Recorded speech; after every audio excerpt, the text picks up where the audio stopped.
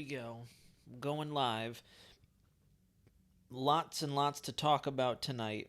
Quite a bit to talk about tonight. And we're going to be going over a number of different incidentals this evening in terms of what this storm chase is going to look like this weekend. But good evening, ladies and gentlemen. Welcome to Weather Center Live. We have a lot to discuss today. I know I lagged on a video earlier this afternoon.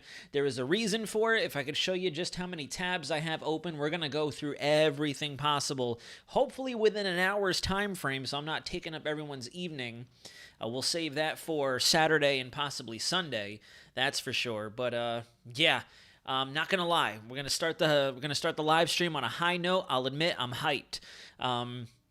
In a good way. Like, it definitely seems like we have a really good shot at getting some very potent severe weather out of this system, especially now that we can finally see into the looking glass a little bit in terms of what our severe weather is going to look like through our high-vis models, in terms of our high-resolution models.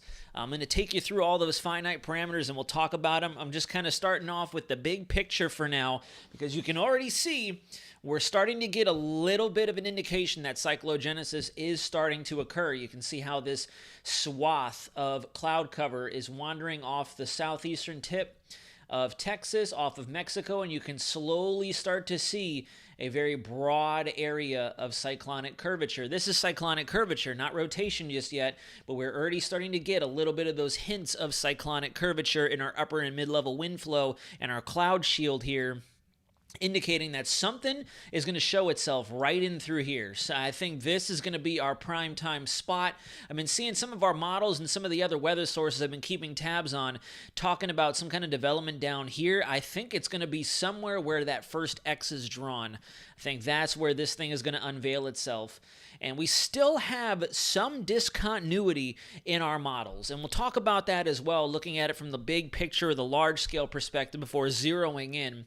Some of our models want it to come up towards the Big Bend of Florida, very close to where Idalia made landfall. The Euro is extremely confident at this point that we're looking at a Tampa Bay impact, a direct hit into Tampa Bay. So we're still split out into the air. GFS at 18 Zulu kind of cheated a little bit and elongated the low pressure center, so where now it's impacting the northern portion of the panhandle and it's impacting Tampa Bay, and I think that's cheating. I don't like what the GFS did with that. That's kind of crucial in forecasting where it is we will be setting up. Right now, at the very back end of this smorgasbord of tabs I have open, I actually have Google Maps open here, so we can start to nail down exactly where our target area is going to be. But as you can see, even just looking at this map here, I'll pan up just a little bit so you guys can get a feel for it with me. European model is in hard confidence, or is very indignant in terms of it moving any further to the north. It's thinking somewhere between Brooksville, Spring Hill, and Clearwater, Tampa, St. Pete is where we're going to have landfall. Whereas the GFS still thinks we're going to be way up in this general area between Tateshell State Forest and Steinhatchee and Old Town and all that good jazz. Cedar Key is here. This is where Idalia was originally projected to come ashore. As we know, it became a lot more of a threat for the Perry area. Let's go back. Let's zoom in a little bit, see if we can find it. I believe Perry is somewhere up in through here, isn't it? Let's see. There it is. So this is honestly right about where the GFS thinks it's going to roll ashore. In which case, what that means is if you are in any of these general areas just off to the east, let me go ahead and zoom out a little bit. Get off my ink. Right about through here. So Gainesville and to the north, approaching White Springs, Lake City, Madison, Dowling Park, Greenville, Tallahassee even. This is going to be our spot where we really need to watch for those supercells in the tornado potential to go through the roof. That's if we see a landfall near Perry, right in through here, according to the GFS. That's why this is getting a little difficult, and I'm kind of upset at the fact that we are still split down the middle in terms of what our models are thinking. Because if we have a European solution come to fruition, our most active severe weather is likely going to be from Orlando through Spring Hill, Clearwater, Tampa, Lakeland, even my neck of the woods here in Polk County, right in through here. And the FV3 and the HRRR doing an outstanding job of highlighting where I think our strongest potential supercellular storms are likely to be. So that's why we're looking at Google Maps tonight, guys, and we're going to kind of help to nail down exactly where it is the Weather Center is going to set up shop and get ready to rock and roll, because we're going for it. My 5-gallon jug is full of premium gas. I have all my camera equipment minus this one that I'm filming off of ready to go. I have my lapel mics and everything else. Not these ones. These are for the computer, but I have my actual lapel mics ready to go. My rain gear, my boots, everything are ready to rock, and we're going to be heading in. I think the game plan as of right now is Saturday, sometime between 10 and noon is when we're going to hoof it out to Tampa, and we're going to set up shop probably over the causeway. We'll probably end up somewhere near Pinellas Park, St. Petersburg, maybe even Clearwater, where we're going to try to get in right in through here, and might even set up somewhere near Old Tampa Bay or Hillsborough Bay, one of these two areas, to check for storm surge and all that.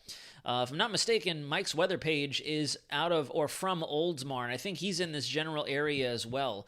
So who knows? This might be the first and foremost time where we could possibly be doing a collaboration. You never know. I haven't heard anything else from any major storm chasers, unfortunately, but that remains to be seen. We'll see if they kick into gear.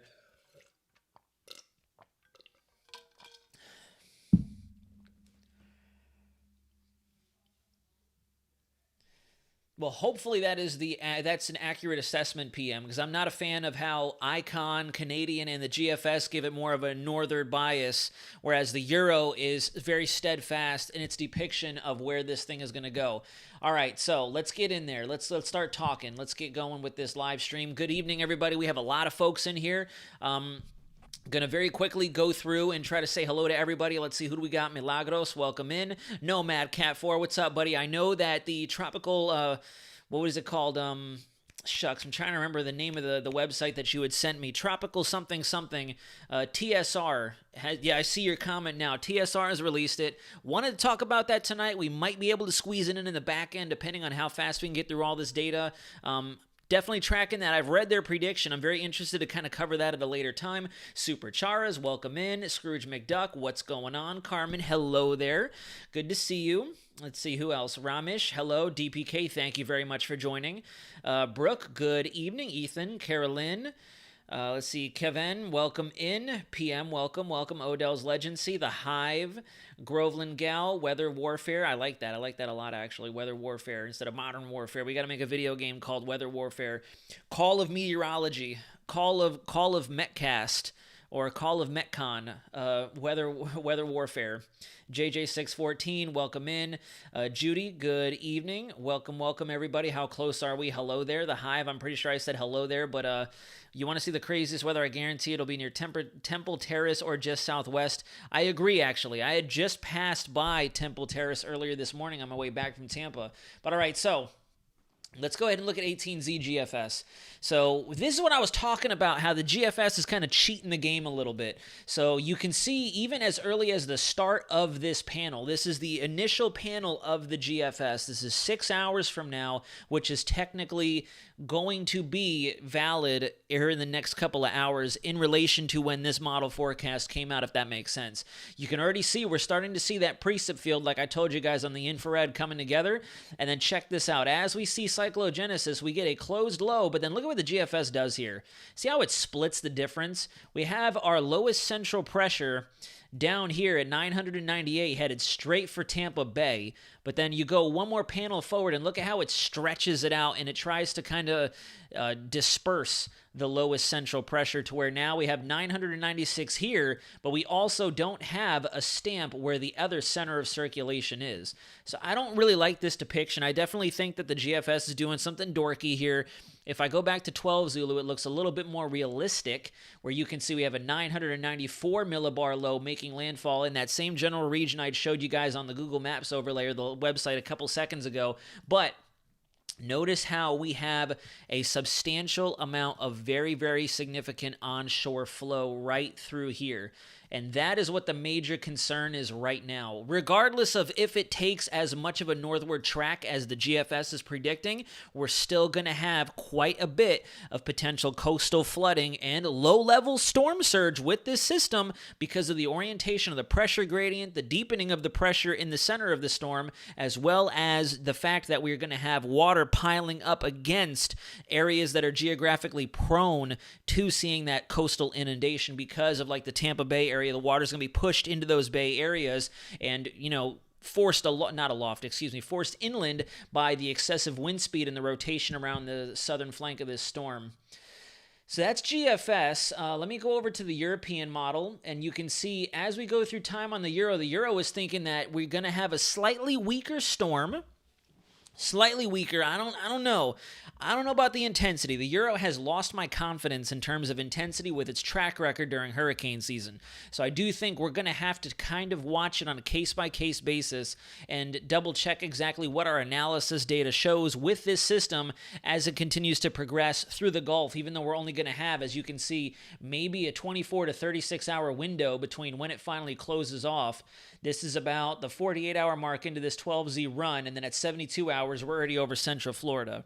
So we're not going to have very much time to extrapolate this system out, but the key takeaways with this overlay, as I mentioned, if you look down over here, I know this is 850 millibars, but you look at the cyclonic curvature around this storm and this spin, and that's going to be all sorts of potential coastal flooding, not only for Tampa Bay, but down here to the southwest. So we have Old Tampa Bay, Hillsborough Bay that might be seeing some good flooding because you're going to have all that water being pushed in like so, right up against the beach and the shoreline out in that general area. But then also down, whoops, that's not what I wanted to do. But then also down in this general area as well. Port Charlotte, Punta Gorda, Gasparilla Sound, Charlotte Harbor, very, very infamous location. Brooke, you know what I'm talking about because we've had conversations about what Ian did down in this general area. You're also going to have onshore flow out of the southwest helping to draw in water and push water in towards these other localized areas or more interior spots down in southwest Florida. On top of that, if we come back to that overlay, notice just how rigorous of a low-level jet we have going on. Especially between 60 and 66 hours, we have quite a swath of very strong mid-level winds at 850 millibars. They stack down to 925, and they stack up to 700, 500, and so on and so forth. There's a lot of wind with this system, albeit it's not a tropical system. This definitely has its own organized wind field, despite being underneath the subtropical jet. Let's see. I'm pretty sure I have 700 millibars pulled up somewhere. Let me see. Maybe I accidentally closed it out. We'll go with this one right here. We'll go lower dynamics, 700 millibars. Where are we at? We'll use the temperature advection. Another reason I'm using temperature advection is because this is going to show us exactly where our warmest and most buoyant air is going to be in relation to where the storm is. And if you look, even at 700 millibars, we have very, very rigorous wind flow out of the south, helping to drive more of that moisture and that convergent wind flow up across the peninsula and then even further into the southeast, approaching the mid-Atlantic region for that matter. So as we go through time, this threat is going to persist through the state of Florida, probably into parts of Georgia, South Carolina, and further to the north, depending on how concentrated of a center we keep with this system, despite it having that land interaction. And again, definitely not talking tropical, but we are going to have a land interaction that's going to disrupt the flow of the storm, the overall environmental pattern with it, or I should say its localized pattern, as well as friction brought on by the difference between sea and meeting over land. We have buildings, we have high-rise buildings all across the metropolitan areas. That actually plays a role in the way our parcels lift, the way our updrafts can hold together. Kind of the reason why, when you think about it, you don't see tornadoes and very, very hellacious weather too frequently in cityscapes or very heavily urbanized areas, because you have all the very localized orographic, not necessarily orographic, but just the urban influence on what the environment and the atmosphere does. What do we got going on? If surge will be less than Idalia, I'll breathe a sigh of relief. Oh, yeah, no, definitely way less than Idalia. We're not talking a major hurricane here, so you can rest assured.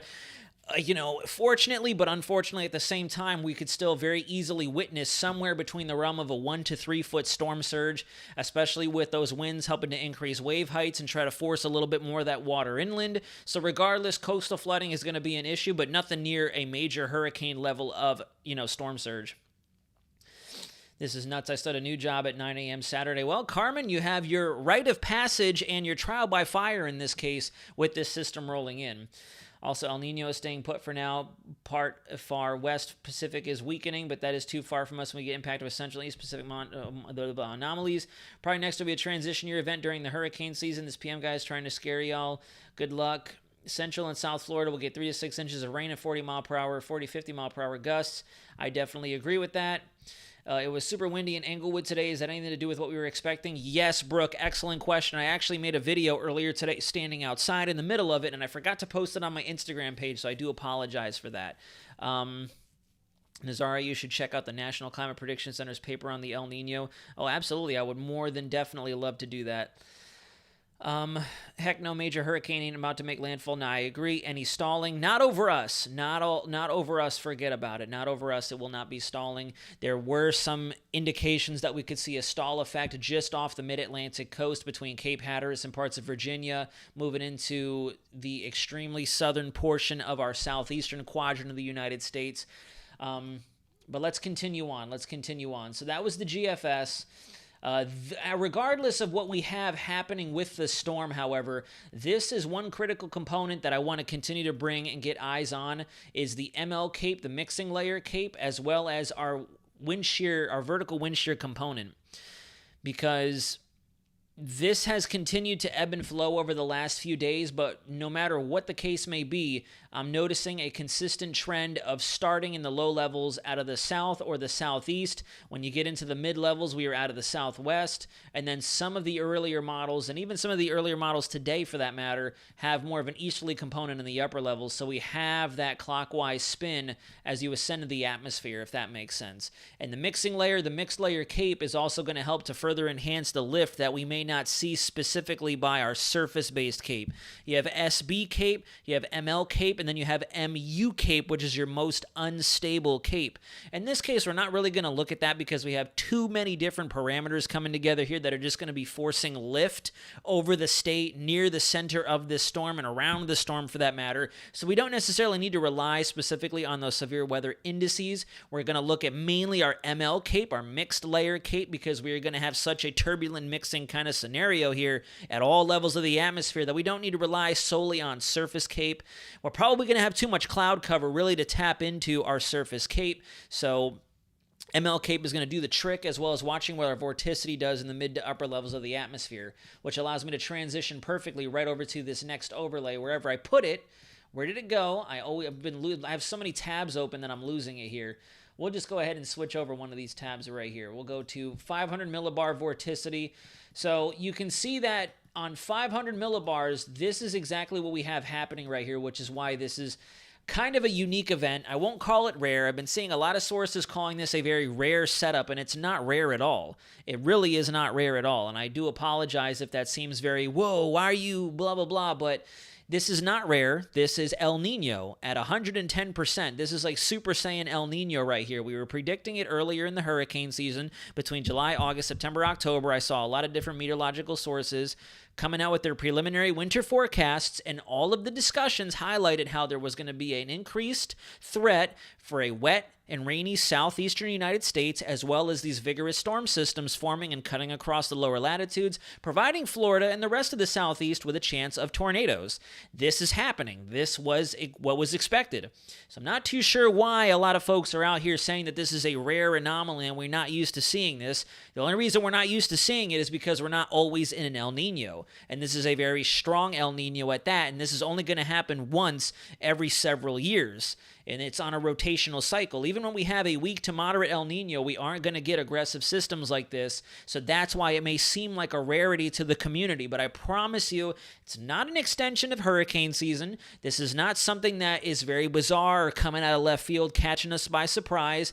This is unfortunately the true form of El Nino. This is exactly what we were talking about in terms of bad weather, severe weather. It just hadn't shown itself yet, which is why now everyone's kind of like, whoa, where did this come from? And it's like, yeah, but December, January, February is typically when we see the grand unveiling of what El Nino has to offer, and this is round one officially. We kind of had a semblance of it back in October for my folks who are watching who remember the miniature tornado outbreak we had along the peninsula of Florida, particularly the north central part of the peninsula, where we had, I think, between 25 to 35 tornado-warned storms.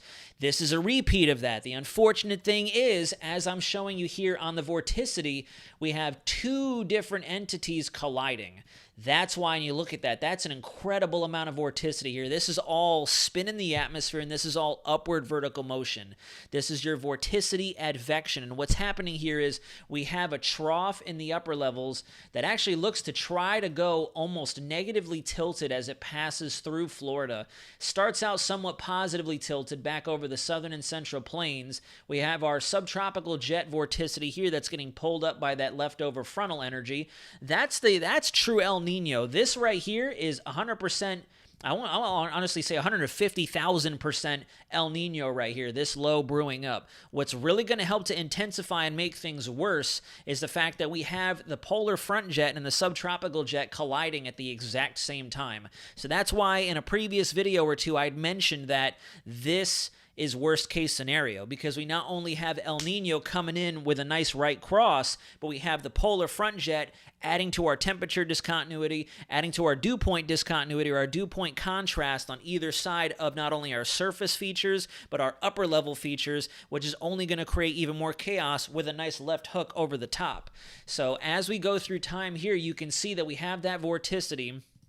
I'll use two separate colors here to help paint the picture. We have our polar front trough coming in across the southern plains, which has been very reminiscent of where we've had a lot of our severe weather over the last few weeks in the Dixie Alley, Southern Tornado Alley general regions through Texas, Oklahoma, Arkansas, Louisiana, spreading further to the east. Unfortunately, we also saw a really substantial outbreak in Tennessee and Kentucky. We have this area getting pulled in by this phenomena down over the Gulf. So now we have two separate areas of vorticity in the upper levels that are going to collide with one another, which is why as you go through our timestamps through Sunday, notice how we have just this one gigantic ball, if you guys want to use that as the metaphor for this, a gigantic ball of upper level vorticity and very, very strong winds. And this is what I was talking about before as well, guys. If you look at this wind component, this is 500 millibars.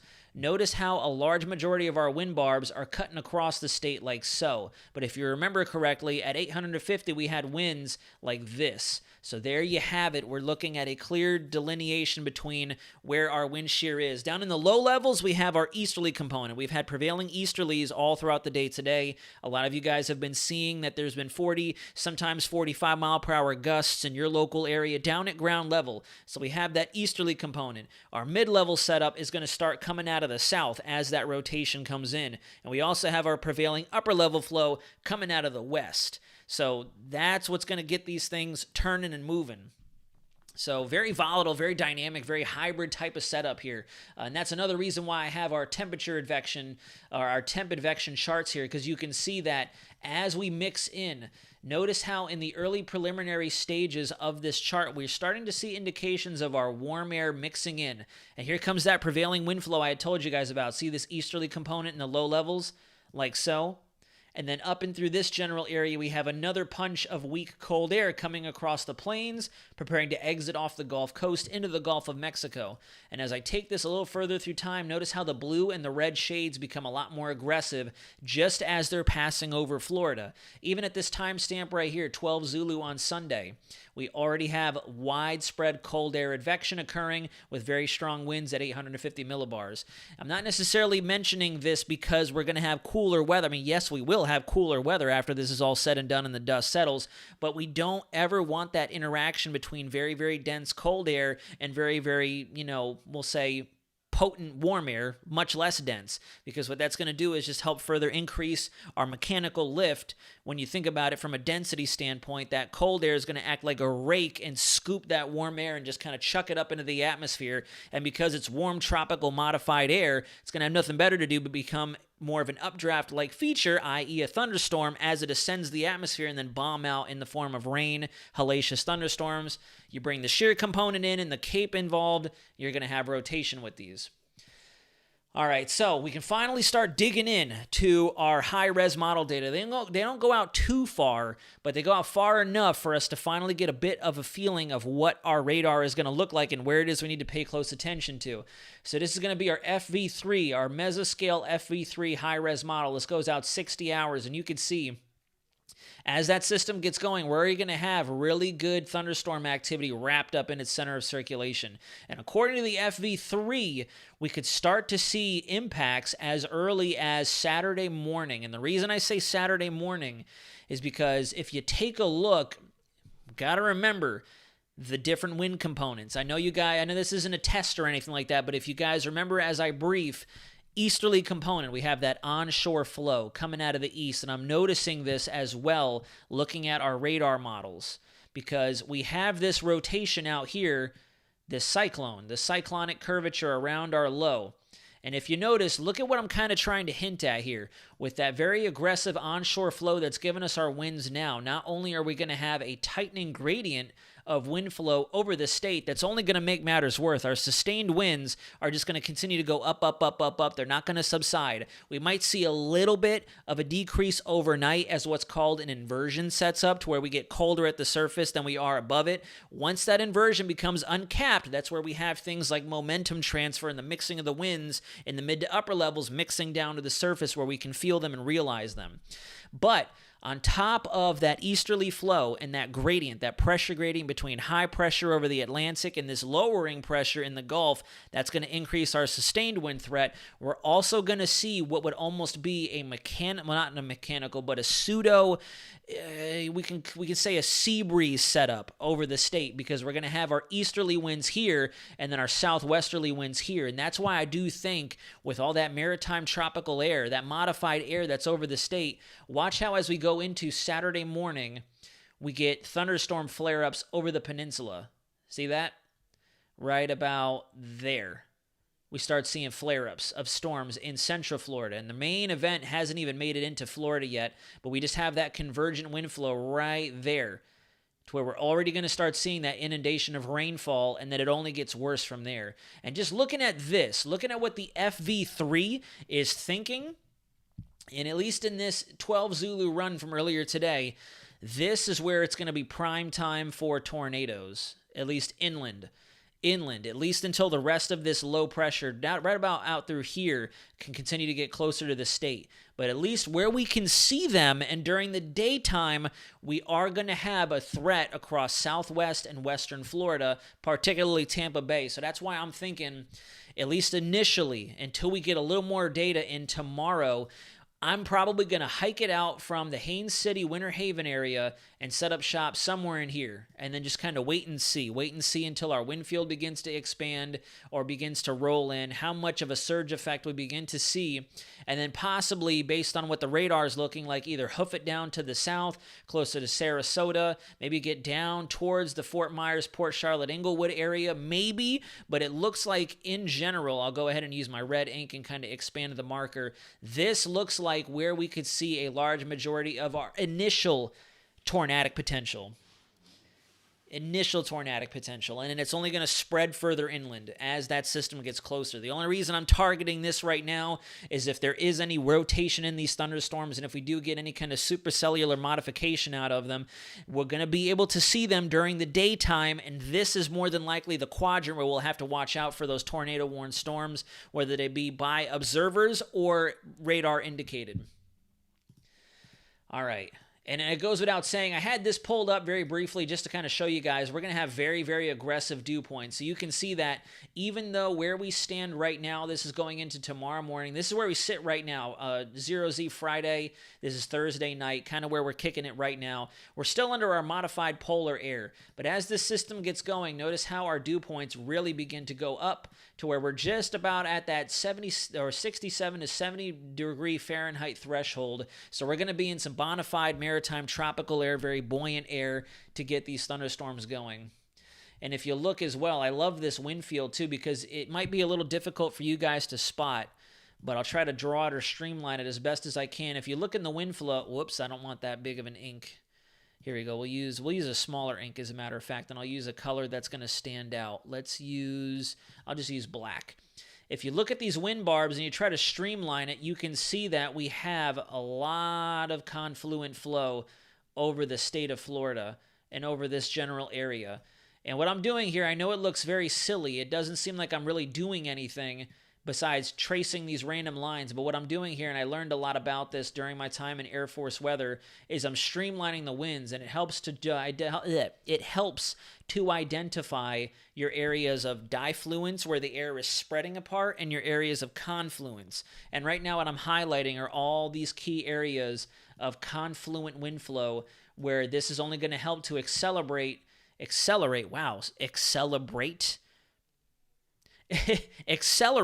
our upward vertical velocities with these storms. And I believe I pulled up yesterday a vertical velocity chart for you guys to look at. Let's see if they have one on here. They do not. Let's go over to weathermodels.com. I know this website definitely has vertical velocities on it. Let's see. Let me do a Control F. Vertical. Whoops. That's 500 millibars. I want 700 millibars. Where is 700 millibars? Yellow. 700 relative humidity. Here we go. Whoops, nope, I lost it. There we go, right here. Let's go down to the southeast. So these are going to be our upward vertical velocities. And if you look, we're going to have some very, very aggressive upward vertical anomalies over the state, like directly over the state, looking at this chart here. And the colors in this case don't necessarily highlight vorticity or rotation or spin or lift by itself at, or like when you'd use a typical vorticity chart looking for positive vorticity and negative vorticity. This is literally only showing where your air is going to be rising. That's it. Just how much ascension can we see in the atmosphere at a given time. And if you look over the state of Florida almost entirely, the peninsula especially, and it only gets more aggressive as it continues to transition up the eastern seaboard before becoming an elongated baroclinic system, that's why we're also going to see some very aggressive thunderstorm activity taking shape out there over central and south Florida.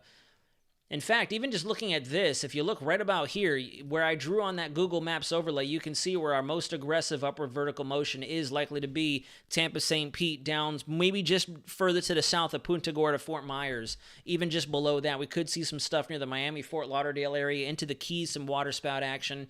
So this is going to be a very potent, environment. That's 100% for certain. This is going to be our surface wind gusts. But I don't like all those lines converging over my house. Oh, no, I get it, yeah. I definitely understand.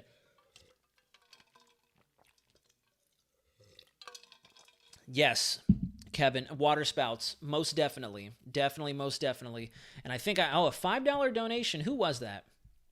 Darker, thank you very much. Forgive me for glazing over that. I apologize. PM has honestly been here since the early days and are not a fearmonger, so please stop. Better bump up vitamin C. I agree. I just had a whole day at school and just got home from a 4-hour Prism concert rehearsal. Well, you're going to have one kick butt of a concert just before this showdown goes on.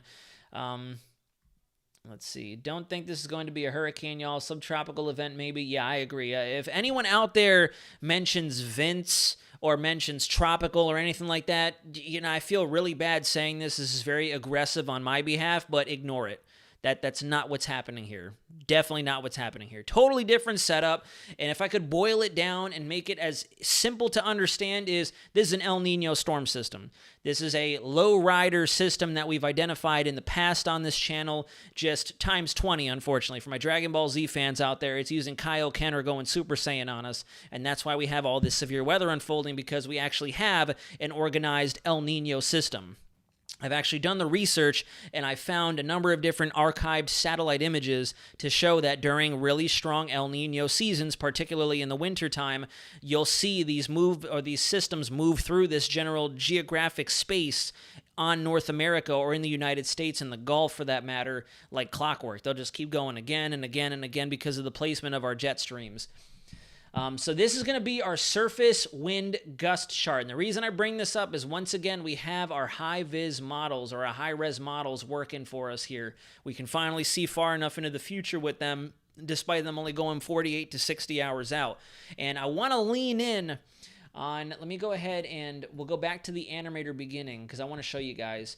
I'm going to lean in on these models specifically, so be prepared. We're going to use them a lot. Naturally, HRRR is coming with us, 110%, the NSEP NAM, the FV3, the ARW, as well as, let me see, there's another one on here I used a lot for that no-name system.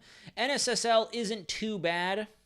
I mainly use that for precip, for accumulation and whatnot, but HRRR, ARW, FV3, and the NAM, they did excellent with that one system that came through back in November and that gave southeastern Florida what felt like hurricane force winds. So that's why we're looking at this, and if you watch closely as we go through the day on Saturday, right about here, this is 16Z, 17, 18Z, well, we'll go to 19Z. I don't know why 18Z hasn't populated, but 19 Zulu. So this is about 3, 4 in the afternoon, and if you look, we have quite a bit of really good winds getting ready to roll into the west coast of Florida. You're already probably feeling it down in Fort Myers, southwest quadrant of Florida, and then as you go through time, we're just going to take a barreling right through the western parts of the state, where the FV3 model is actually predicting we could see mid to high-end tropical storm level winds with this. These are gusts, mind you. So we're not going to have sustained winds of this extent, but this is just to kind of give you guys a big picture of how gusty and how sporty our winds could get. Some of these colorings in here, they're going to blur together or bleed together because it's not that high res. It's high res enough, but we're sitting pretty right between this threshold here, 46 and about 62. So if you want that in miles per hour, 46 would easily translate over to about 51 to 52 miles per hour, and 62, obviously, we're getting real into the high-end tropical storm force winds, kind of approaching hurricane force gusts, which if you kind of use, the standard error or the standard deviation with this kind of stuff, if we're having, we'll go ahead and say, let me go ahead and clear the ink. Where can you guys, you guys can see it from there. If we're having, we'll say hypothetically 45 knot gusts, 50 mile per hour gusts along the coastline, this is likely going to translate to, give or take, less than or equal to maybe 25 to 30 mile per hour sustained winds for an extended period of time, and will get stronger in some areas. So do I think that the West Coast is in for a tropical storm level event? Yes, I do. Could we possibly see embedded hurricane force gusts with this? We could. I'm not 100% sold on that. Am I thinking that it's a possibility? A minuscule one right now, just because we don't have a system on the map. We don't have a system to analyze. We don't know which model is correct. Over the last 3 to 4 days, the European model specifically has gone from a 990 millibar low back up to 1,000 millibar low, back to a 988, back to a 995, and it's been all over the place with its intensity. And if we come on over to the ensembles, you can see that the general thinking is it's going to get stronger fairly quickly before coming into the Florida West Coast. Here are 12 Zulu European ensembles, and you can see a tremendous amount of agreement that a sub-1,000 millibar low is going to make landfall somewhere between Fort Myers, Charlotte Harbor, and the Tampa-St. Pete area. Very, very tight clustering of our ensembles before it continues to strengthen, riding up the eastern seaboard into the northeast.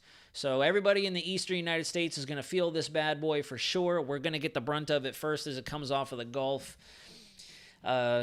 This is what we want to see. We want to see this very, very tight clustering in our ensembles, and I'll show you guys exactly what this means. So I'm going to leave those lines right there, and we'll go to 0Z last night and look at the difference here. See that? See the spread that we had in our ensembles yesterday, or I should say earlier this morning? There was our margin of error at 0Z. Black is 0 Zulu.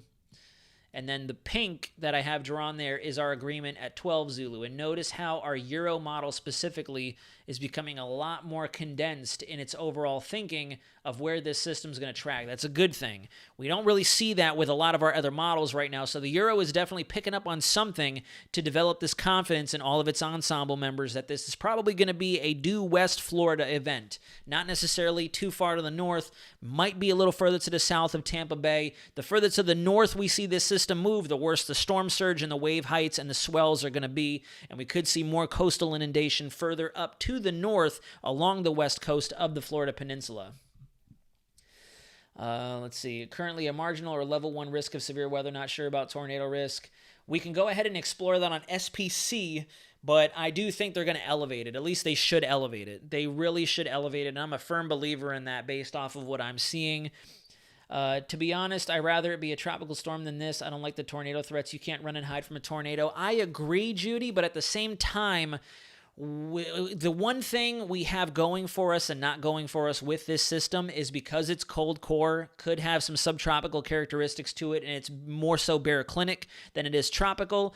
We have the one quadrant of the storm that could pose a tornado threat. The reason I say it's good and bad is because, unfortunately, the further north it goes, the more we're going to be in that quadrant. So we're going to do some basic geometry here. So let's go ahead and say this is our low pressure right here. This is our low, my little lovely low stamp. And we have our rotation around the low, our cyclonic curvature. Now, on this side of the low, I'll use a giant marker here. This is where our cold air is coming in, where our cold front is. And on this side of the low, I'll use a little bit brighter of a red, we have our warm conveyor belt like so. This in through here, in a system like this, we're going to have our tornado threat kind of, let me go ahead and use a smaller marker so I don't completely mess up the whole picture. Our tornado threat is more or less going to be right in this quadrant of the storm.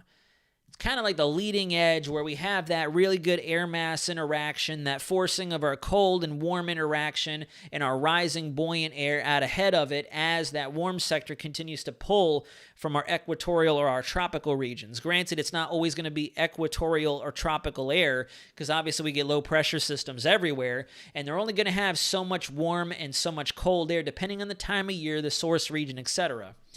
With a tropical system, on the other hand, what we have going for us is a tropical system being entirely warm core. I'll use a different marker, and I'll kind of open up a little bit and make it a little more apparent. With a tropical system, you could have a tornado threat pretty much all around it because it's an entirely warm core system with a lot more aggressive spinning with it. With these systems, you're not going to have as concentrated or consolidated of a spin, which is one plus side to the tornadic activity we get with it. We have separate mechanics or mechanisms that are forcing our supercellular storms to occur on the front side of it, but with tropical systems, they're a lot tighter. They're a lot closer together, so they're spinning a lot faster. It's the old metaphor where you see the ice skaters with their arms outstretched spinning, and as they pull their hands in, they spin faster. The same concept with our tropical systems. So that's why the tornado threat is, believe it or not, a little worse with our tropical systems, depending. You can get the same amount, if not more, aggressive tornadoes with either or. It really just depends on a case-by-case basis. On February 23rd, 1998, Central Florida tornado outbreak, and it was El Niño year, similar storm. I believe that. Gale force conditions are possible over eastern Virginia Sunday. Yeah, I believe that. If we got tornadoes, would they be weak ones or insanely strong ones? They're probably going to be more or less very similar to what we saw when that first subtropical entity came through here back in October. We saw anywhere between F0 to F2 strength. So are we looking at an environment that is very volatile, that we could see tornadoes of the extent of what we saw in Tennessee and Kentucky? No, I don't think so. I definitely don't think so. Will we see some tornadic activity that can still cause structural damage, still be dangerous to folks caught outside in them? 110%. A likely chance we'll see waterspouts potentially transitioning to tornadoes along the West Coast. Those are fairly weak. They're nothing to laugh at, but they're going to be on the weaker side. We're not looking at anything, I would imagine, anywhere between F0, F1, F2, and that's already stretching at F2. I definitely think these are going to more so be on the F0 to F1 kind of scale, which is a good thing. It makes them fun to chase because they're not going to kill you if they get their hands on you. And I don't mean to sound morbid, but it's true. If we had things like F3, F4, or wedge tornadoes, or the supercell dry line style tornadoes we see out in Tornado, Dixie Alley, then we have a problem. Then we're talking about an extremely life-threatening situation. Power outages. Now that we're on the subject of damage, Power outages are very likely in this scenario. I feel bad. I almost wanted to walk my neighborhood earlier today with a megaphone, just letting my neighbors know, start bringing or at least securing your Christmas decorations too. There's a lot of folks out there who are ready for Christmas. It's December 14th, so obviously if you haven't put your decorations up by now, you're probably not going to do it, and 90% of the people who do have already fully decked out their homes. So that's another thing too we got to be careful of. These kind of winds, tropical storm level or not, 30, 40, 50 mile an hour winds are going to be able to take these ornaments, these decorations, these lights, whatever the case may be, and take them and rip them and throw them down the road easily. They'll be kind of like a child's play toy in some of these winds. And that's kind of what makes any kind of tornadic situation or stronger gusty conditions a little more dangerous. It's not necessarily the winds or the tornadoes that kill you, it's the stuff that's inside of them. Do you think an enhanced risk is possible? I don't know about enhanced just yet. The only reason I say that is because I'm not well versed in what Storm Prediction Center uses specifically or what their breakdown of criteria is to identify when it is that we have our slight, moderate, enhanced, etc. In terms of what we have seen with enhanced criteria, like the previous outbreak in the south through Louisiana, Texas, and Mississippi, I don't think we're going to have a scenario where we'll have F2 or greater tornadoes, longer-lived tornadoes. Absolutely not. Do I still think we'll have good convective winds? Yep. Do I think there is a low possibility of some hail? Yep. Do I think that we're going to have a lot of good non-convective winds, whether it be pressure gradient or subtropical in nature? Definitely. And do I think we're going to have very good rope-like tornadic potential? Absolutely. Not going to see anything big. We're not going to have anything long-lasting, long-tracking. Rope tornadoes, more than likely, is what I'm predicting at least. I remember you told us a few weeks ago that these systems would be continuous across the southeast. Yep, absolutely. Now we're finally starting to see it.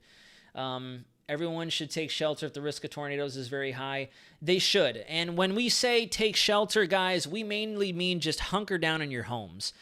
The unfortunate nature of the beast, knowing Florida, and I'm not looking forward to this myself, is there's going to be a lot of people out there. There's going to be a lot of people driving. There's going to be a lot of people out there not paying attention.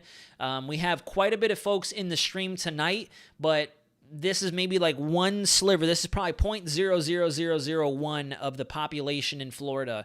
And there's going to be a lot of other, pardon me, nutcases who don't really give a crap about the weather, and they're just going to go driving about their business. They're probably still going to go out on the town, try to go get lit, and this is going to be rolling in. You can't save everybody, unfortunately, and that's what's going to make this a little bit more of a serious situation, is there's going to be people out there just having a good time. And that goes with anything, too. We can have like a major hurricane rolling in, and there's still going to be people out there like, where's the booze? Where the party's at? And that's when it gets ridiculous, and that's when it really gets dangerous, and it's a shame. Remember that I told you about the La Niña for next year? Hurricane season, El Niño is on the verge of collapsing. I don't know about on the verge of collapsing. I definitely do think we're going to be in a strong El Niño for a couple more months. I think we might start to see a downward trend. Sometime in February or March is when we'll finally really begin to see it collapse, and that's going to be key. So for those of you watching, since I have so many people in here, we're only going to touch on this for about 30 seconds. That's the only amount of attention I'm going to give to it. Watching for next hurricane season, February, March, if we start to see our El Niño indices and our oscillations going down and our El Niño creeping down into the weak threshold, that's going to be extremely telling for our next hurricane season, and it could be far more deadly and lethal than we saw this year. We had the protective barrier of El Niño, and that could possibly be going away, so I'm watching very carefully what happens between the months of February, and we'll go as far as April, because February through April is when we'll likely see the El Niño oscillation begin to relax, and we might be creeping into that neutral phase, if not a very weak La Niña, which is inevitably going to open up the southeast United States, our Caribbean islands, and the Gulf Coast to a lot more potential landfalls, and we'll have storms forming in the Caribbean and in the Gulf of Mexico far more than we saw this hurricane season, even with the warm waters. You couple the new source regions with the warm waters, and that gets dangerous, and that's all I'm going to say about that. Let's continue on here, shall we?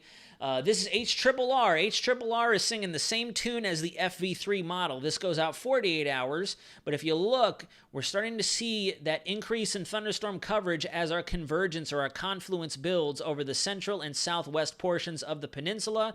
And again, right at the very back end of the HRRR, it doesn't go out far enough, but you can see our hot zone is probably going to be from Tampa, Orlando, all the way down. And even down in this model here, it's also calling for maybe some rotational storms and good thunderstorm activity for Key West and the Florida Keys. So it looks like west and southwest Florida is going to see this first, and then this onslaught offshore is going to begin to get itself, or it's going to get its act together and start to push in. This is more than likely going to be wave 1. And then if you guys look, and I'll show you the parameters here in a second, this is going to be wave 2, where we could see even more aggressive thunderstorms getting closer to the state of Florida. This is a friendly alert for the lovely people of Florida. Please take shelter. Usually very little hail close to the coast, but waterspouts and tornadoes. Yeah, you know, I'm thinking maybe some pellet-style hail at best, just because we are going to have some cold air mixing in out there. It's still kind of chilly outside right now, so our freezing levels are not going to be as low as to prevent hail, and they're not going to be too high to prevent hail. I'll have to look at some of our wet bulb indexes. I haven't taken a look at those in a little bit, but we'll see. That'll help to kind of identify exactly what's going to happen in terms of our hail threat. I know with these last couple of frontal systems that have moved through the southern plains and the Midwest, we've definitely seen a good amount of hail reports with them, so that's kind of that's kind of an indication that hail is not out of the realm of possibility with a setup like this, because we have that cold and warm contrast. So we'll definitely be able to look tomorrow, if not very early Saturday, to see what our wet bulb index is doing, or what our wet bulb wet bulb height is. Wet bulb 0, guys, is what we use typically to determine if we're in a good threshold for hail or not. And we'll also be able to look at what our D-capes look like as well, because if the D-cape values are very high, that tells me two different things. Number one, we could see some really good down-rushing air that's going to help to only kick off even greater winds down at the surface. And with higher D-capes, that usually means that there's dry air entrainment occurring with these storms. That's only going to enhance our risk for hail and tornadoes. So lots of finite details that still need to be worked out, and we'll keep you posted, and we're going to keep watching this as we go over the next 24 hours, because again, Saturday morning to early around the lunchtime is when we're rolling out to West Florida to get ready and post up and get ready for what's going to happen. All right, so like I had mentioned, 2 onslaughts, I think, for the West Coast. If you look at the HRRR here, we have that first wave right there. See that? We have our tornado parameters already coming together. There's some good convergence in the state, down in the south and the southwest, even kind of approaching Miami at this point. But then as you get to the 60-hour point, this is the NAM, look at how our SIG-TORM parameters really go up, ironically, on the right side, the right front side of this system. So we're going to have a preliminary round of maybe some funnel activity. We might not have anything touch the ground, hopefully. But the stream's bitrate is lower than the recommended bitrate.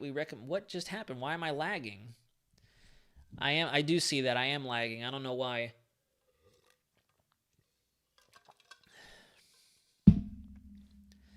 Why is it doing that? Why am I lagging? What's going on, OBS?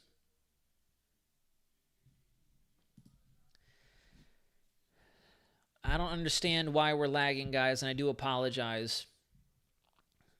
The stream's bitrate is lower than the recommended bitrate. We recommend that you use a stream bitrate of 6800s. Are we still... How... Dang it. Let me see if I can putz with this. There we go. All right, now it looks like we're coming back. Are we doing better now? Are we doing okay? I have good connection on my side. I'm not too sure what's happening. Maybe I'll start closing some of these windows out and decrease the... Yeah, I'm just going to start closing some windows out just to try to get a little bit more of the bandwidth back on our side. How are we doing?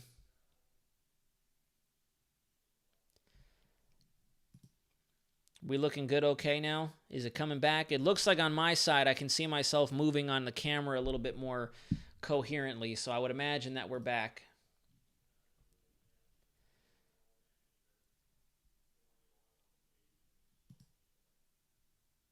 Good. Okay, lag gone now. Very good. All right, so here's our supercell composite parameter. This is going to be using the NAM as well. And if you look, that first wave is going to move up the west coast of Florida, and then we have greater chances as the storm gets closer and closer. And unfortunately, that's going to be overnight and into the following morning. That is true. I'm getting vibes that this storm is a harbinger. Still lagging, but we have to get through. I hope it's not lagging anymore. It says excellent connection on my side. I think closing out some of the tabs helped a little bit. All right, here's our 3-kilometer NAM. This is going to be our SIG-TORN parameters using the 3-kilometer NAM, a different model. And if you look as the system rolls in, there you have it. There's our preliminary round of possible tornadic parameters hitting the west coast and then continuing through the peninsula, and then they only get stronger. Excuse me, wow. They only get stronger as the system gets closer. So there's going to be wave after wave after wave before we're kind of underneath a general region of favorable tornado conditions.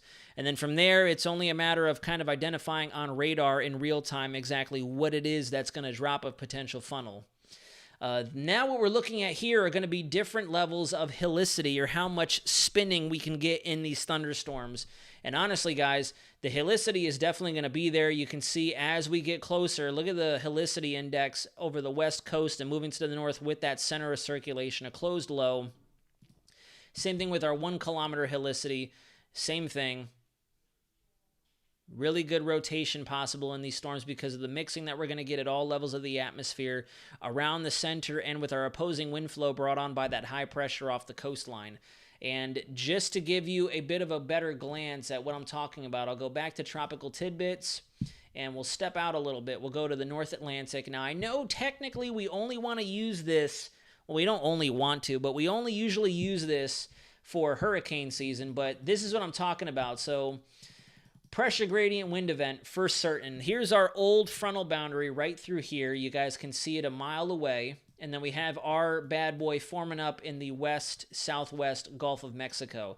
We still have this very, very intense 1039 high with really good anticyclonic curvature around it, which is helping to give us that easterly flow that we've been experiencing all day today. Why did the live shouldn't have ended? I'm still streaming.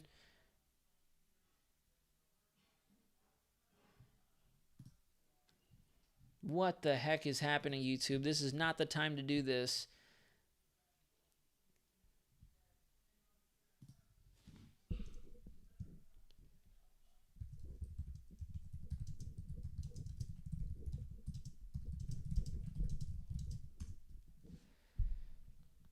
Who can still see me? Because I do see we still have 100 viewers in here. A lot of folks dropped out.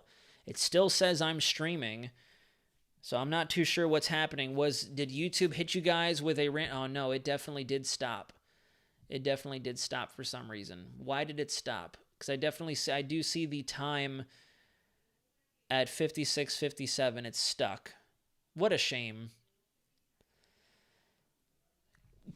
Drop in the chat if you can still see me, but I'm noticing that we're either experiencing really bad lag again, or the stream did quit all of a sudden.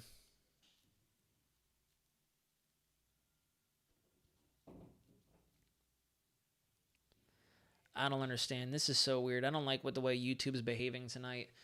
But it didn't end, but at the same time it did end. It cut down the stream to 2 minutes, but was still watching. Like, it never kicked me out. Same, it ended for me too. I'm still in, got kicked out. I see a complete cut to stream. I had to go back and click on the notification. What a shame. So that means a whole bunch of people just got booted. What a bummer. I don't know what's going on, guys. I do apologize. This is usually how we run our streams. I haven't changed anything. Now it looks like it just repeated on my end. So I don't know what's going on. It definitely just restarted the clock on my side. So I don't know why YouTube just reset everything. I'm watching it. The live timestamp is still stuck at 58, but at the bottom the little timestamp is ticking, and we just restarted the live. So I don't know what's going on, and it's a bummer. We just lost a bunch of people. You know, I guess it is what it is. It might be the wind. I'm not too sure. We'll go ahead and start getting ready to cut the stream, I guess, because I don't know what's going on right now. It's dorking everything up. But Yeah, so the game plan is... Okay, I'm glad that it's still running good for you. Maybe we're back in business now. We'll just have to see if a bunch of people can rejoin. I went back and restarted it working now.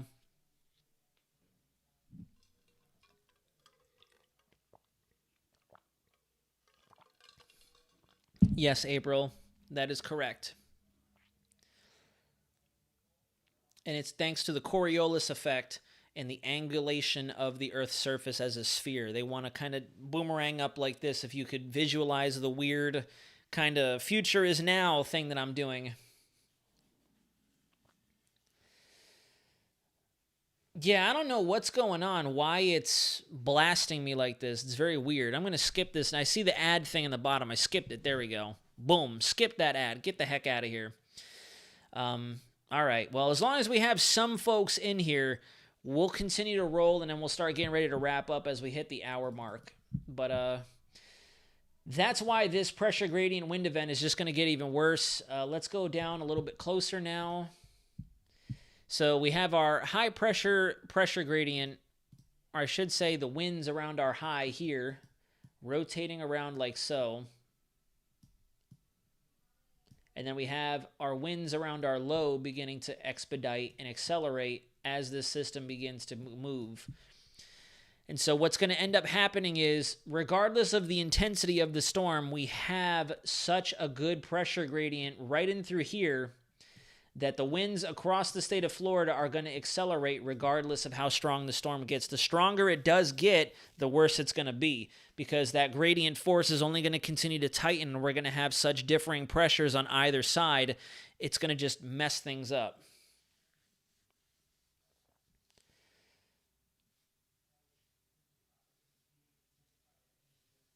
I don't understand. This is so weird. What a bummer. Huge bummer. I don't understand what's going on. Let me check on my phone real quick what's going on. See if there's anything here that'll mention anything. Let's see. Are we still live? Are we still live?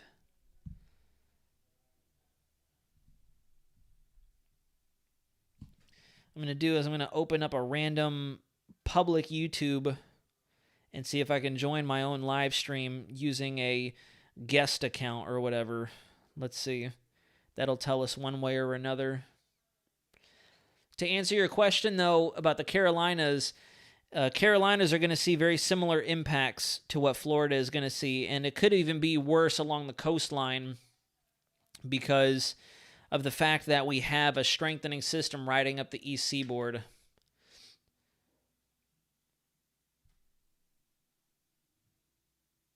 What is going on right now? Now my YouTube is acting up too. What the heck?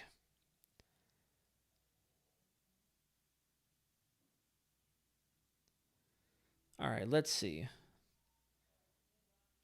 Are we still live? Getting the advertisements. Skip. All right, so we are definitely still live. I'm watching myself. All right, let's see. I'm gonna let it repeat itself just so I can hear myself. All right, so we'll go ahead and start cutting the stream here in a moment. We've kind of covered everything that we need to. All right, so we are definitely still live. I'm watching myself. All right, let's see. Okay, enough of that. Enough being silly. All right, folks, so as of right now, we'll go back over to Google Maps. So home base for me is right around this general area. I'm not going to circle in my exact location because I don't need any folks creeping in on me. So the game plan is Saturday morning, I'm just going to make a bum rush for Tampa. I'm going to head straight west towards the Tampa-St. Pete area, possibly posture myself on the other side of the causeway, closer to Clearwater, St. Petersburg, or I might stay closer to Hillsborough, Tampa Bay. To be determined. And then from there, it's kind of a wait-and-see game. We're going to see exactly what those bands do off the coast as they roll in. Why did my pen get so small? as they roll in like so. And might technically need to boogaloo down south to intercept somewhere between Fort Myers, Cape Coral, Port Charlotte, and then continue to ride the storms back to the north and Tampa. So you know what? Depending on what our models say, I've noticed that too, politics. It's very bizarre and very weird. What we might end up doing too, depending on what our high-res model data shows tomorrow afternoon and tomorrow evening before showtime on Saturday, if it does look like our strongest event could be down to the south, I may just hoof it down south to Fort Myers first and then circle back up along the western coastline and chase these storms as they roll inland. Not necessarily a high-pressure hurricane. If we got a high pressure to the extent of the strength of the opposite in a hurricane, we'd probably die because, we would implode on ourselves due to the high pressure. I know that sounds silly, but that would essentially be what would happen. Now, could you have hurricane force winds brought on by high pressure?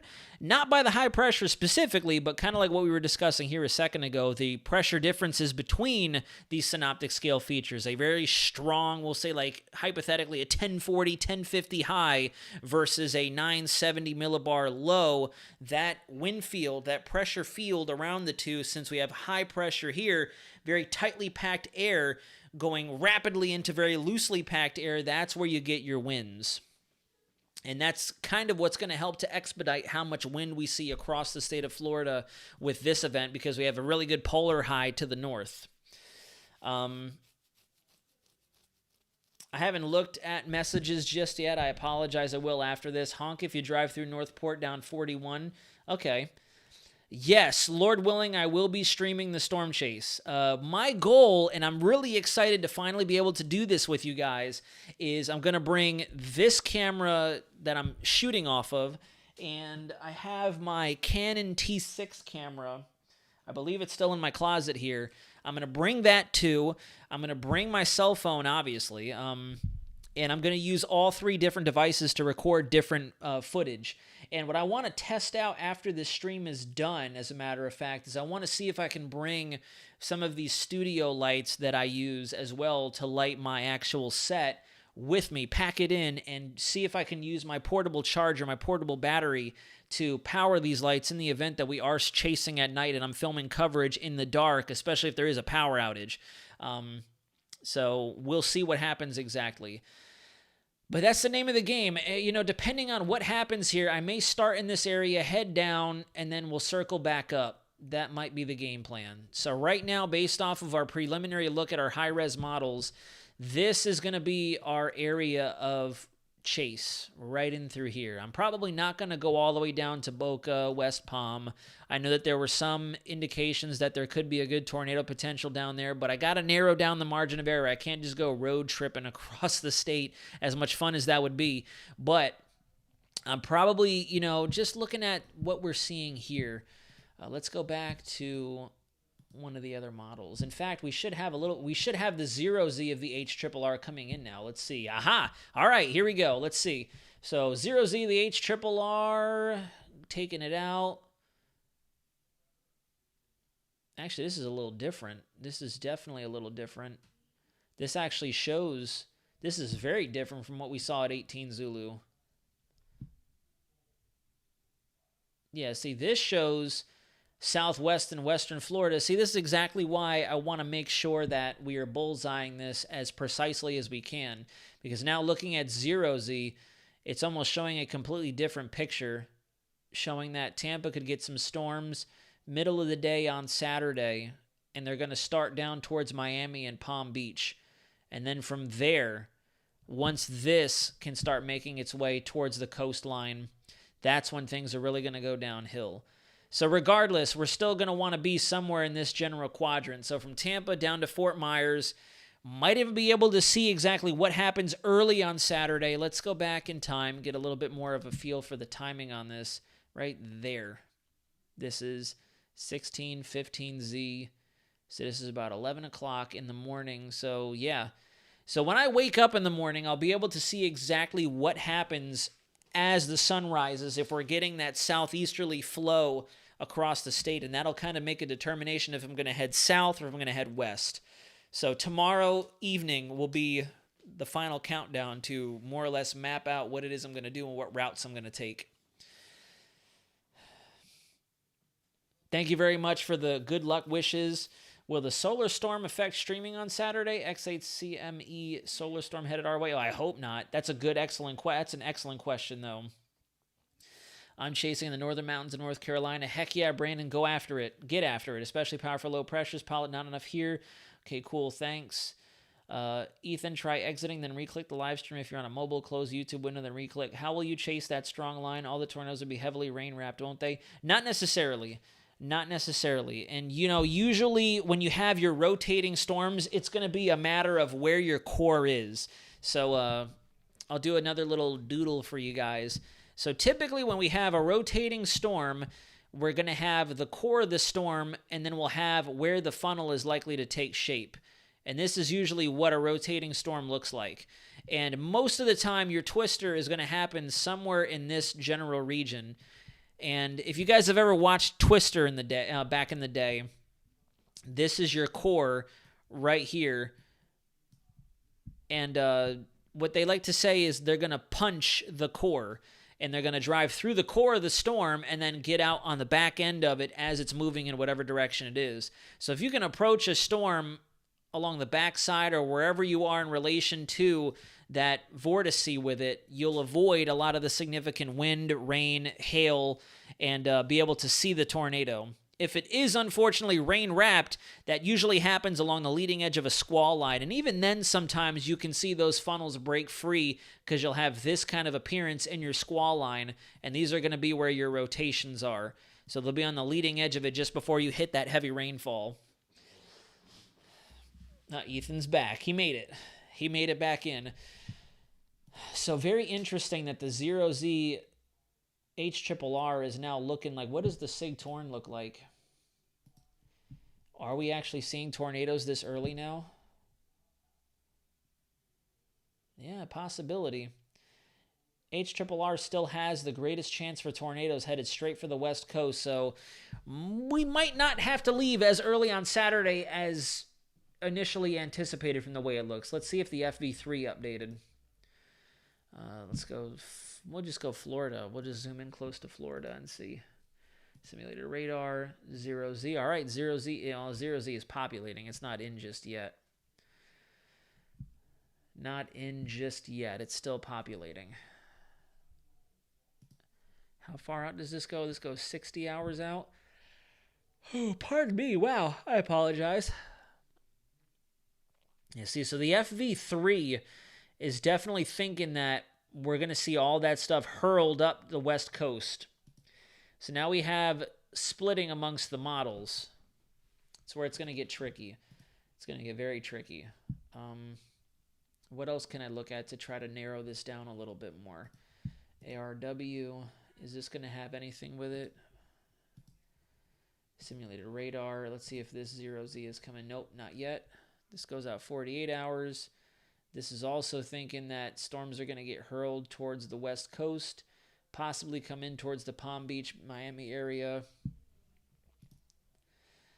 All right, so we have a little bit of ground to cover still in terms of what our models are thinking. Let me go to supercell parameters, supercell composite at 0Z. Yeah, so it looks like our tornado chances are possibly going to get much higher into Sunday, according to the HRRR. So we'll have to wait until tomorrow to get a really good feel in terms of what we have for our tornado parameters. But regardless, I'm pretty sure if I were to switch over to just our winds are probably going to increase by then dramatically as well. Yeah, see, so regardless, we're going to get some really good wind flow off of this. And honestly, both coasts are going to see it. Take a look at this. The HRRR has a very interesting depiction here. So here is our center, kind of mimicking what the Euro is thinking, which is good to see. The HRRR is on track with what the European model is forecasting. Look at this incredible onshore flow along the east coast. We're looking at 50-knot wind event from Boca all the way up towards Daytona Beach. Possible 50-knot wind gusts for much of the east coast. And then at this point in time, we're also starting to see the same level of winds beginning to creep in towards Fort Myers, approaching the Tampa-St. Pete area, and then further to the north of that. So, yeah, really, really interesting. So, in layman's terms, this is going to be wild. I have a gut feeling northern mountains in North Carolina will see some intense winds and maybe switch over to heavy snow Saturday into Sunday. I agree. I want to watch Twister. You absolutely should watch Twister. It's my childhood favorite movie, and I remember I annoyed the living hell out of my friends when we went to grad night in 8th grade because Universal still had the Twister ride, and I decided to ride that bad boy 10 times back to back to back to back to back until I was the only student, the only person left of my group riding it 2 more times by myself because all my friends were like, we're going to go do something else. You can go have fun on Twister. Ethan, and for sure we will see flooding near as I checked the canals earlier and they're pretty high. Seen Twister 4 times, never gets old. Oh, I've seen it 4 times, 40 times, to tell you the truth. The steak and egg scene always gets me hungry. I love the scene where Dusty's talking about the suck zone. And then all the different times where Jonas tries to copy Bill and Joe when they're falling behind. Oh, and then the classic scene, where's my truck? And then it just comes smashing down in front of Melissa. Y'all might see some shelf clouds in Florida. I do agree with that. Do you think Cape Coral will lose power? I hope not. Not necessarily. It's going to be very hit or miss to determine where we're going to see our power outages until we can get more high-res models out far enough in time to really start pinpointing where the worst is. We're starting to get there. See, as you can see right here, we could already start seeing power outages into Saturday and Sunday. Well, into Saturday and Saturday night. But once we get, I want to say at 6 and 12Z tomorrow, we'll finally have a really clear picture of what our general thinking is amongst all of our high-res models. Let's see. Let me go back to this model here and see if 0Z has populated any further. It's taking its sweet time. Oh, wow. FV3's thinking we could have some stuff firing early over Florida. So it's also on track with the HRRR for some onshore stuff through Miami, headed towards the western quadrant of Florida. So, yeah, I think that's where we're going to posture. We'll have to take a couple more glances tomorrow morning, first thing, and then tomorrow evening to get a better idea. Hail chances are fairly low. Suck zone. Oh, God. There goes a cow. There goes another cow. Actually, I think that was the same one.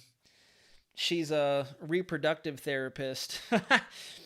But hail is definitely going to be on the lower side. I don't think we're going to see too much hail in this situation, which is good. Twister's my favorite movie, disaster movie, as well as Day After Tomorrow and Hypercane 500. I've never heard of Hypercane. Day After Tomorrow is another good one of mine. I love Twister. Twister's my number one and always will be. Another winter storm before the ending of the month, GFA say. So, yeah, I've noticed that too. All right, we'll go ahead and get ready to close out the stream.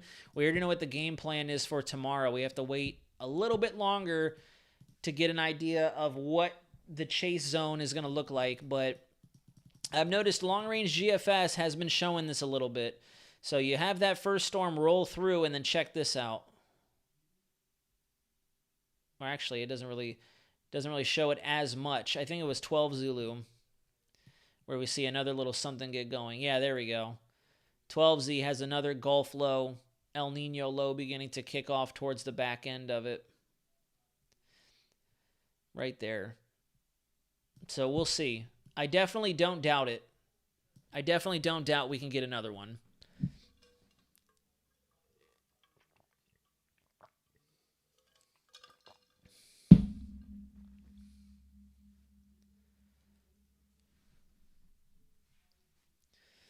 Is it going to cause any property damage? Because I live in St. Cloud and I don't know if something bad is going to happen. Lord willing, it should not cause any substantial property damage. We definitely have to continue to monitor what our surface winds are going to do, and the greatest potential threat for damage is going to be if you have flooding in your area. I don't think the winds are going to cause a tremendous amount of structural damage in of themselves. The main thing you want to watch out for is going to be your flooding in your local area. If you live along the coast, you're going to have some very substantial onshore flow on either side, whether it be the west or the east coast, as you guys just saw. And then naturally, unfortunately, if you have the threat for tornadoes, you need to keep your electronic device close so you can receive very local update, or your localized updates for from your official National Weather Service sources. Stormwatch, hey, I'm glad that Joe could give you the recommendation. I appreciate that from Joe and yourself for subscribing. Thank you very much. We'll see if I stream tomorrow. Part of me kind of wants to try to call it a night early. Just to, prepare to wake up early on Saturday and get ready to rock and roll. But we'll see. I know it is Friday, and we typically do our 8 p.m. live stream. We'll see if maybe we can do a brief stream tomorrow evening and discuss exactly what's going to happen and kind of go over what the baseline of what Saturday is going to look like. Be prepared for those of you watching if you do want to join the live stream. I'm probably going to be streaming it off of my mobile device, my phone, so I won't have the overlays that you guys see on the picture right now. It's just likely going to be me. And whatever other mobile piece I have, whether it be my laptop or something along those lines to kind of show you by recording it. We're not going to have a split screen like this because I don't have the capabilities just yet, or what we used to call a puck device for internet connectivity, which I need to invest in for situations like this, undoubtedly, because I know cell service is only going to be so well when I'm in between major metropolitan areas. So yeah, if you see any live streams on Saturday or Sunday during the storm chasing, it's more than likely going to be either I'm recording something happening and I'm live streaming it to you guys, or I'm live streaming just myself and updating you as I look at certain things. You won't actually be able to see the data, unfortunately. That's still something I'm trying to work on. The channel's still in its, its preliminary stages. We're only into the month 4 of having the YouTube channel. Lord willing, if you guys can push this channel out to other folks, and I do mean that wholeheartedly, we can start to increase the revenue on the channel, and I can invest in certain things to bring you even more excellent storm chase coverage. This is going to be kind of like a trial run to see exactly how we do out there on the front lines of this and kind of prep for next hurricane season, because Lord knows if we have a major hurricane or even just a hurricane coming close to Florida, I'm going to definitely drive straight into it. 100% chance. But all right, guys, we're going to go ahead and start cutting the stream. It is 9:21. I'm exhausted. I've been up since 2 o'clock this morning. I got a very brief nap in before working on other things around the house and whatnot. But, yeah. Night of the Twisters, that's another one I haven't watched in a long time, but that is true. Night of the Twisters was a good movie, from what I can recall. It was a little bit lower budget, but still a pretty solid film. But all right, ladies and gentlemen, thank you very, very, very much for joining me tonight. It's been an absolute pleasure up until that hurdle of whatever YouTube decided to do to throw a wrench in the stream. Still not too sure what happened, and we lost a lot of our viewers, unfortunately, who probably dismissed the rest of the stream thinking I did officially end it. Not the case, and if you all could do me a glorious favor, and I genuinely mean this because I'm also going to be posting a lot more on TikTok and Instagram as we go over the next 72 hours, follow my TikTok and follow my Instagram page, please, if you wouldn't mind. It'll be a lot easier to get more play-by-play updates there than on my YouTube channel. I've been posting different things every other hour, if not every hour on the hour, as we get more updates. It's a lot easier to promote stuff on those platforms as opposed to constantly jumping on here or recording something. So if you guys wouldn't mind, if you'd like continuous play-by-plays, I'm going to drop it in the chat, WXCenter_Nazario. That's both my TikTok and my Instagram. I do Instagram lives. I'm probably going to post a lot of stuff on TikTok in terms of the chase, breakdowns of where I am, and so on and so forth. And I can even give shout-outs if you guys want and, just increase that connectivity between the community and whatnot. So if you don't mind, drop me a line there, share this channel, like this video, please, so we can just continue to expand. This is Chase 1 of Lord willing many. If, God forbid, we can stay safe and protect ourselves while we're out there, and we can hopefully go up and up and up and up and just continue to branch out and maybe even get a team going one of these days like some of the other bigger YouTube channels to where we can actually cover these severe weather events and branch off into different locations at once. I have a huge blueprint for this channel and how I wish to expand it, but I can't expand it without the support of you guys. So, and I truly mean that. I do need to make a Twitter and a /X. I keep forgetting, and I do apologize for that. It's definitely going to happen, though. I know it needs to happen. Very true, Ethan. Really windy tonight. Stay safe, my friend. I told him about X. Yeah, everyone has mentioned I need to make an X. Even folks who don't join my live streams have said, are you on X? Are you on... I mean, I'm not on a, but I can also DM you so we can collaborate. That's true. Very much so. Definitely. But yeah, I'll definitely be working on that X. In fact, I'll try to work on that as early as tomorrow morning so I can get that up and running and start sharing things regarding this severe weather event, especially as we get a little bit more information within the final 24 hours before it's showtime.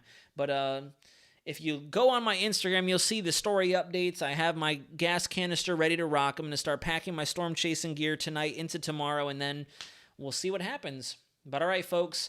Thank you again. It's been an absolute joy. Thank you so much for the donations tonight. Every little bit counts towards this channel. I put it right back into this channel. I can guarantee it. Everything that I've done, that I've gotten donated from you guys, has gone straight back into my setup and towards what I can provide to you guys to give back.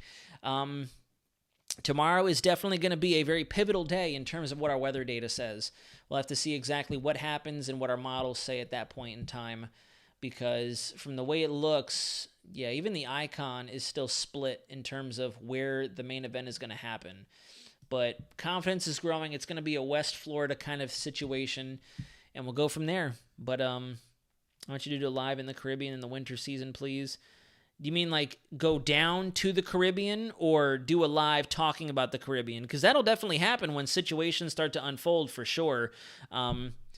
I would love to be able to go down there into the Caribbean and do live streams. That'd be amazing. That would be awesome. But again, got to roll with the punches and meet milestones up until then. And if this channel continues to grow and if we get more support from you all out there, you generous individuals, you guys have been wonderful since Adalia. And we're still alive and kicking, and it's been a great time, a great experience.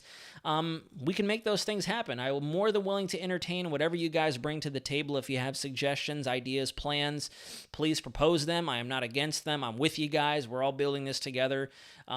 So I'm here for it. I'm definitely here for it. But good night, everybody. Carmen, good night. Kevin, good night.